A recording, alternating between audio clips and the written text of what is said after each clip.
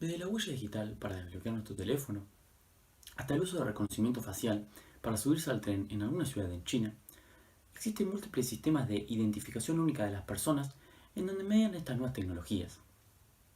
Cada vez que nosotros aportamos nuestros datos y concedemos los permisos a las aplicaciones de nuestro teléfono, lo que sucede, por ejemplo, es justamente en el hecho del desbloqueo, cuando apoyamos el dedo pulgar o cualquiera de nuestros dedos o hacemos reconocimiento facial, vamos a obtener así una mayor dinámica y una mayor automatización en el proceso, comparándolo, por ejemplo, con la utilización de patrones, de claves, de pines.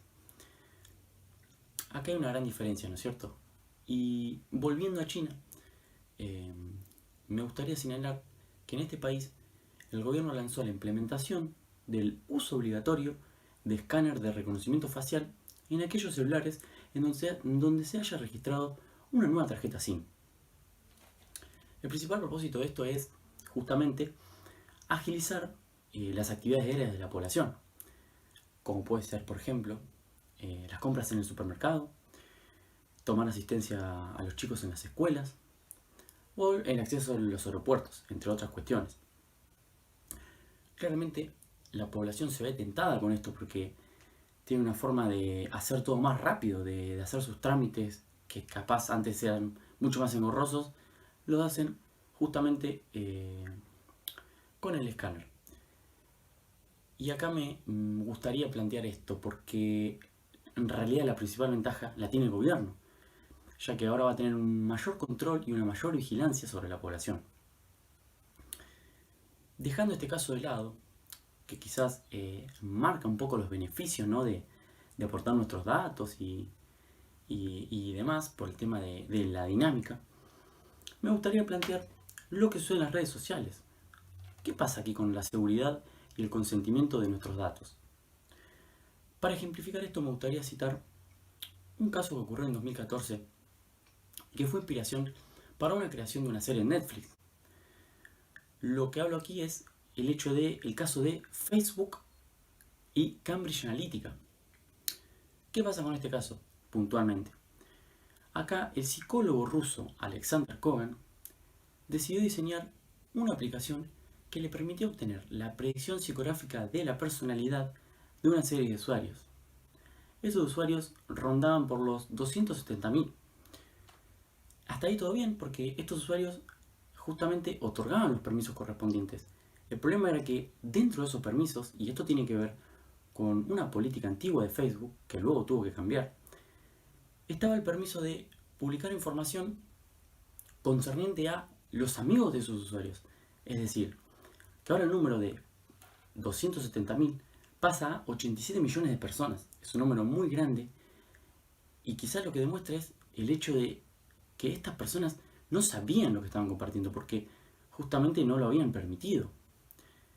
Se sabía todo sobre sus datos biográficos, personales, sus gustos, sus intereses, sus preferencias.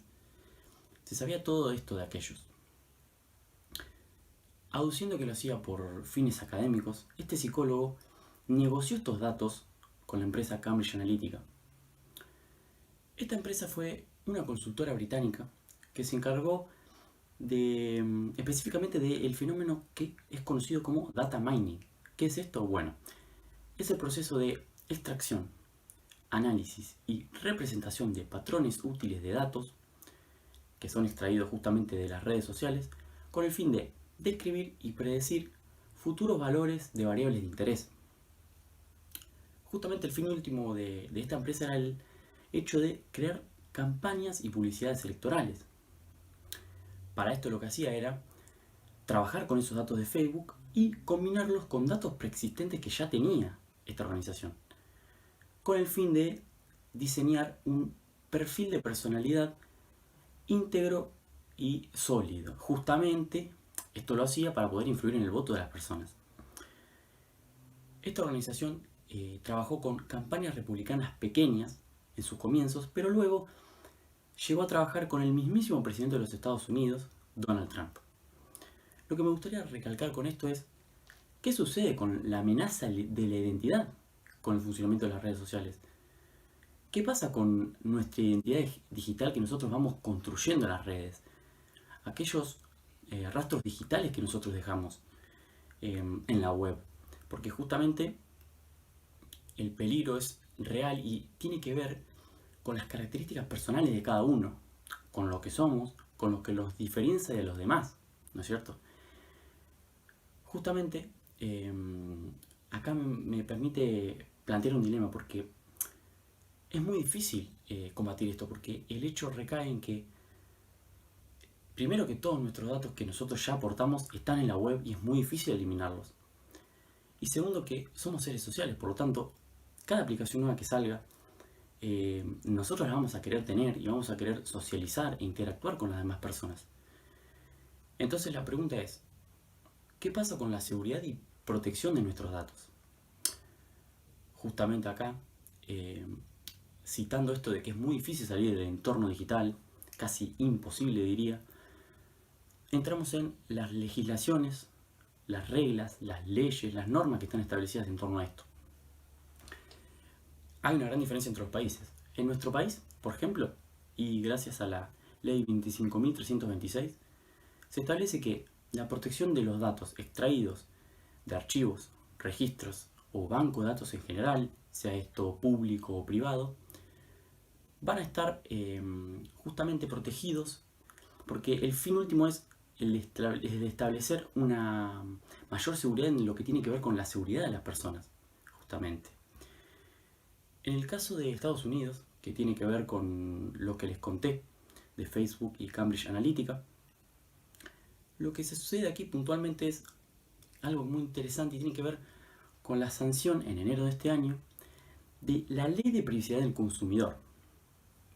Esta ley estipula que las organizaciones no pueden comprar ni vender la información que tengan de más de 50.000 residentes en el estado de California en un año. Además, si genera ingresos de más de 25 millones de dólares o si el 50% de esos ingresos proviene de la información de los clientes, justamente tendrá que aclarar de dónde sacó esa información y para qué la está utilizando. Si no, lo que va a recibir son duras penas económicas. Ahora me gustaría hacer un paralelo porque, a ver, es muy difícil esto también legislarlo porque está también siempre presente el peso de las grandes corporaciones en todo el mundo. En las influencias que pueden tener en los gobiernos, ¿no es cierto? Y lo que me gustaría recalcar es que ya sabes que si subís una selfie a alguna red social, si publicás algo de lo que te pasó en el día, lo que hiciste, o si agregás información de tus estudios, o de tu trabajo, de tus preferencias, ya sabes que van a ser rastros sensibles y además muy escurridizos en la web, porque pueden ser parte de terceros que los estén usando sin nosotros saberlo o sin haber leído el consentimiento o prestar ese consentimiento en base a los términos y condiciones.